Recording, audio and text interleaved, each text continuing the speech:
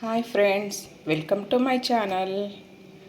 ఈరోజు ఎంతో టేస్టీగా ఉండే chole curry with bagara rice తోటి కాంబినేషన్ బాగుంటుంది. ఇది చాలా ఈజీగా, సింపుల్గా, తక్కువ టైంలో టేస్టీగా చేసేసుకోవచ్చు. ఇది చపాతీలోకైనా పూరీలోకైనా మంచి కాంబినేషన్. నేను మాత్రం బగారా రైస్తో చేశాను. టేస్ట్ మాత్రం చాలా బాగా వచ్చింది. ఇప్పుడు ఈ చోలే కర్రీ బగారా రైస్ ఎలా చేసుకోవాలో ఇప్పుడు మనం చూసుకుందాం. నైట్ నానబెట్టుకున్న శనగని కుక్కర్లోకి వేసేసుకొని పొట్టు తీసి కట్ చేసి పెట్టుకున్న ఆనియన్స్ కూడా వేసేసుకొని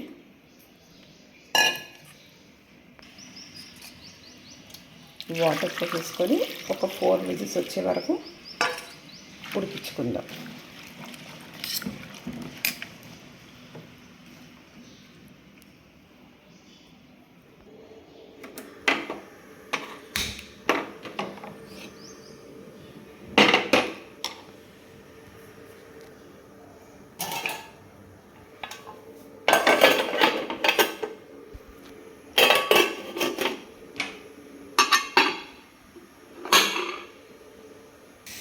ఇప్పుడు స్టవ్ వెలిగించుకొని ఒక ప్యాన్ పెట్టేసుకుందాం.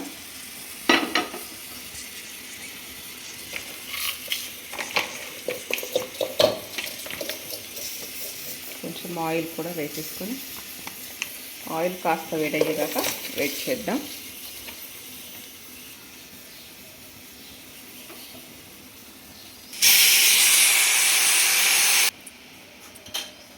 ఆయిల్ వేడైంది కదా, కొంచెం జీలకర్ర వేసి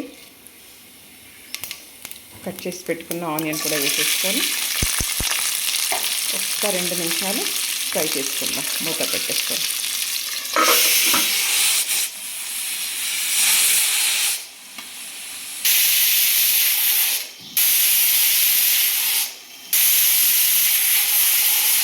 ఫోర్ విజిల్స్ వచ్చింది కదా, కుక్కర్ ఆఫ్ చేసేసుకుందాం. ఒక్కసారి ఆనియన్స్ని చూద్దాం. ఇప్పుడు కట్ చేసి పెట్టుకున్న టమాటాని కూడా వేసేసుకొని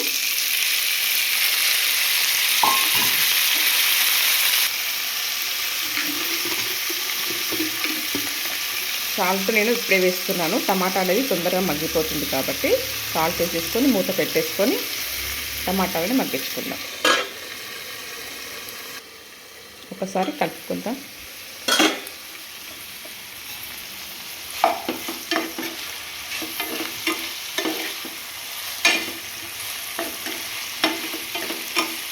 టమాటా ఇంకొంచెం మగ్గించుకుందాం. మూత పెట్టేసుకుందాం.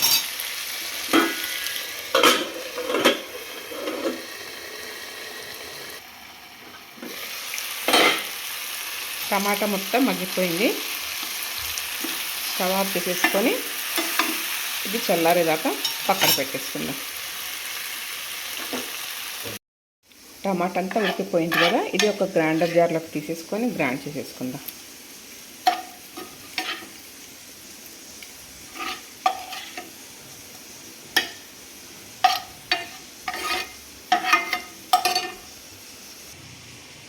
మూత పెట్టేసుకొని గ్రైండ్ చేసేసుకుందాం పేస్ట్ని.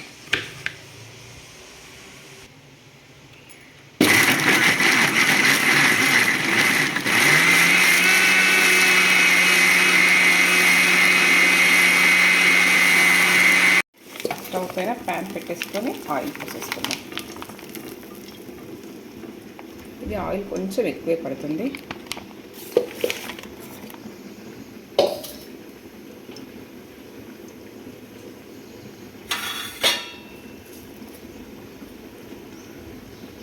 కొంచెం బండ పువ్వు,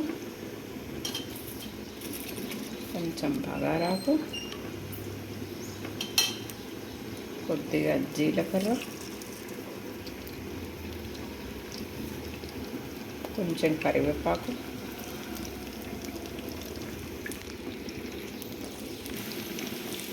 పచ్చిమిర్చి వేసేసుకొని ఒకసారి కలుపుకుందాం.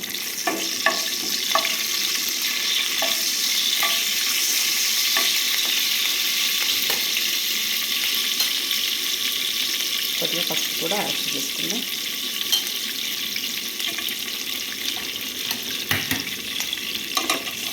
ఇందాక గ్రైండ్ చేసి పెట్టుకున్నా కదా ఆనియన్ పేస్ట్, అది వేసేసుకుందాం.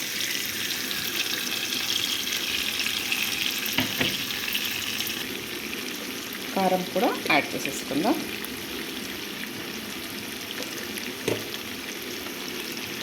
నేను సాల్ట్ ముందే వేసుకున్నాను కదా, లాస్ట్లో చెక్ చేసుకుంటాను. ఒక్కసారి కలిపేసుకొని మూత పెట్టేసుకుందాం.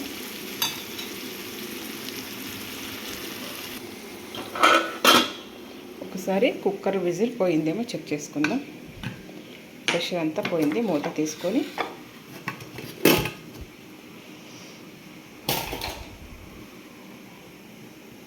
పోయింది కదా, ఇలా మొత్తం స్మాష్ చేసేసుకుందాం.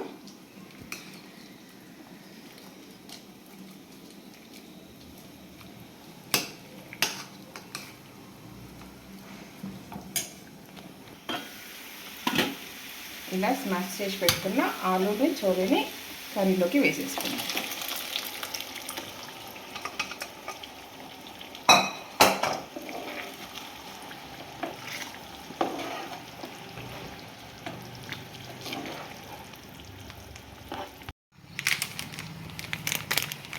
ఇప్పుడు ఇందులోకి చోలే మసాలా,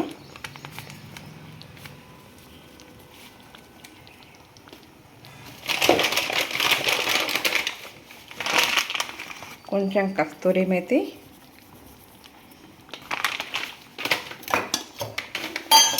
కొద్దిగా షుగర్ వేసేసుకొని ఒక్కసారి కలుపుకుందాం.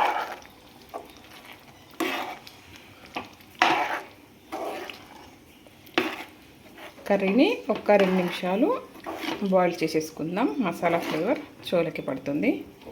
ఒక 2 మినిట్స్ వెయిట్ చేద్దాం.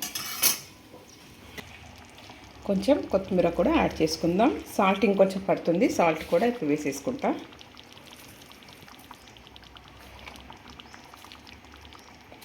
ఒక్కసారి కలిపేసుకొని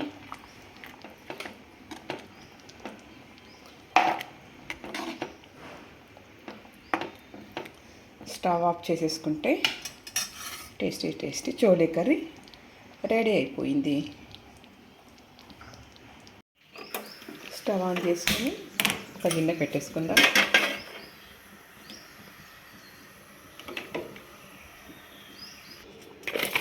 గిన్నె వేడయ్యేది, కొంచెం ఆయిల్ పోసేసుకొని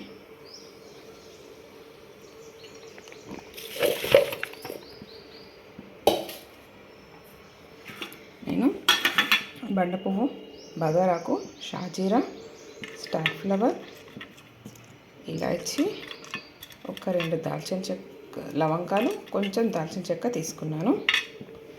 ఆయిల్ వేడైపోయినాక ఇవి ఇందులోకి వేసేసుకుందాం. కొంచెం జీలకర్ర కూడా యాడ్ చేసేసుకుందాం. మసాలాలు కొంచెం ఫ్రై అయినాక కట్ చేసి పెట్టుకుని పచ్చిమిర్చిని కూడా వేసేసుకుందాం. ఒకసారి కలుపుకొని నేను 2 కప్స్ వాటర్కి 2 కప్స్ రైస్కి 3 కప్స్ వాటర్ తీసుకున్నాను. వాటర్ ఇందులోనే మెజర్ చేసి పెట్టుకున్నా. ఇప్పుడు ఈ వాటర్ని రైస్లోని ఇందులోంచి వేసేసుకుందాం.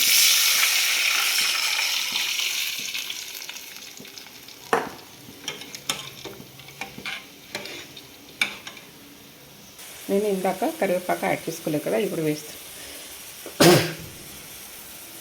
కొద్దిగా సాల్ట్ కూడా, కర్రీలో సాల్ట్ ఉంటుంది కాబట్టి రైస్లో సాల్ట్ కొద్దిగా వేసుకోవాలి, లేకపోతే ఉప్పు అయిపోతుంది. ఇప్పుడు మూత పెట్టేసుకొని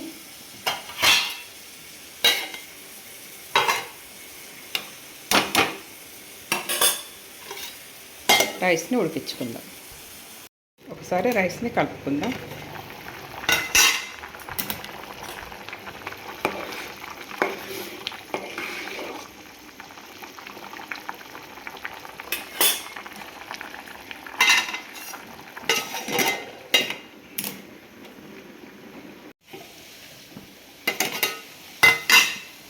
రైస్లోంచి వాటర్ మొత్తం ఆవిరైపోయింది. ఒకసారి కలుపుకొని దమ్ పెట్టేసుకుందాం.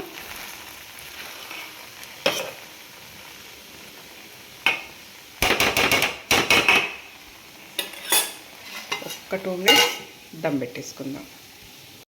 ఇలా bagara rice, chole curry lunch బాక్స్లోకి పెడితే పిల్లలు చాలా ఇష్టంగాను బాక్స్ మొత్తం ఖాళీ చేసేసుకొని వస్తారు. ఇది బాక్స్లోకి బాగుంటుంది. ఇలా అయినా సూపర్గా ఉంటుంది. మా బాబుకి ఇలాగే ఇష్టం కాబట్టి నేను ఇలాగే పెడతాను. ఈ వీడియో మీకు నచ్చితే కనుక లైక్ చేయండి, షేర్ చేయండి, సబ్స్క్రైబ్ చేసుకోండి. Thank you very much.